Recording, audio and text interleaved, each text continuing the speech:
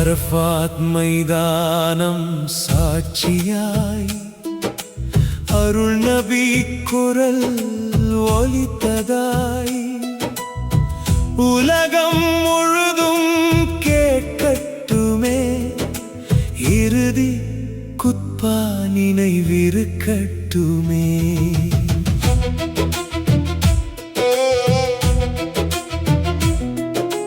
மனிதரே கேளுங்கள் என்றாரே, மறுமை நாள் வரும் என்றாரே.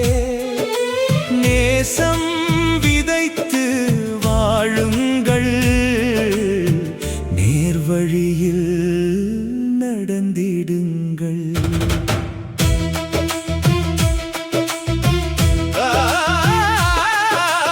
இது என் கடைசி சந்திப்பாக இருக்கலாம் என்று கூறினாரே.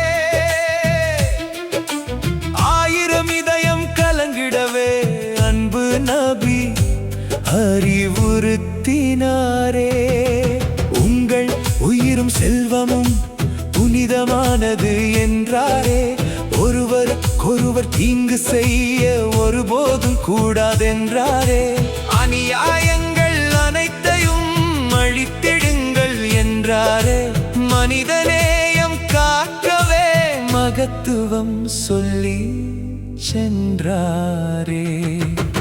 அரஃபாத் மைதானம் சாட்சியாய் அருள் நபி குரல் ஒலித்ததாய் உலகம் முழுதும் கேட்கட்டுமே, இறுதி குத்பா நினைவிருக்கட்டுமே.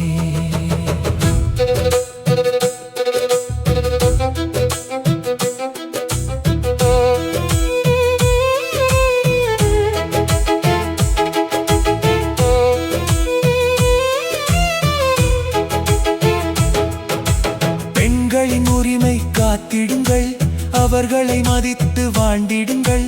அன்போடும் கருணையோடும் குடும்பத்தை நடத்திடுங்கள். பெற்றோர் மீது பாசம் கொண்டு பிள்ளைகளை நல்வழி நடத்துங்கள். உறவுகளை இணைத்து வைத்து உலகில் நன்மை வளர்த்திடுங்கள். தொழுகையை மறந்திடாதீர், நோன்பையும் கைவிடாதீர். அல்லாஹ்வின் கட்டளைகளை அன்போடு பின்பற்றிடுங்கள். அரபருக்கும் அஜமிக்கும் மேன்மையில்லை என்றாரே. தக்வா கொண்ட மனிதனே உயர்ந்தவன் என்றாரே. நிறம் மொழி வேறாயினும் நாம் அனைவரும் சகோதரரே.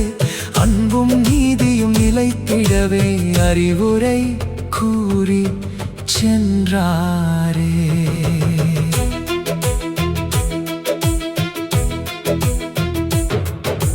குர்ஆனையும் சுன்னத்தையும் உறுதியாக பற்றிடுங்கள்.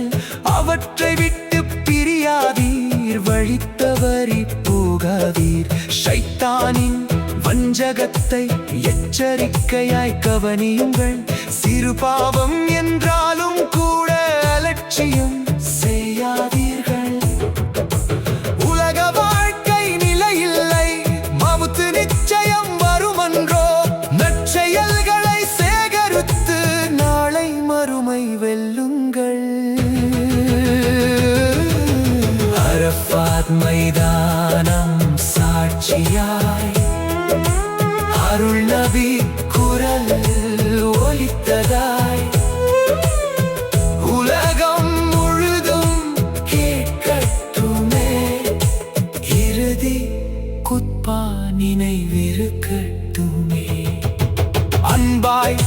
வாழ்ந்து செல்லுவோம், அல்லாஹ்வை என்றும் நினைப்போம். குர்ஆன் வழியில் நடந்திடுவோம், நபி வழியில் வென்றிடுவோம். மவுத்து வரும் நாள் நிச்சயமே, மறுமை வாழ்வு உண்மையே. இறுதி குத்பா சொல்லும் பாடம் இன்றே நம்மை மாற்றட்டுமே.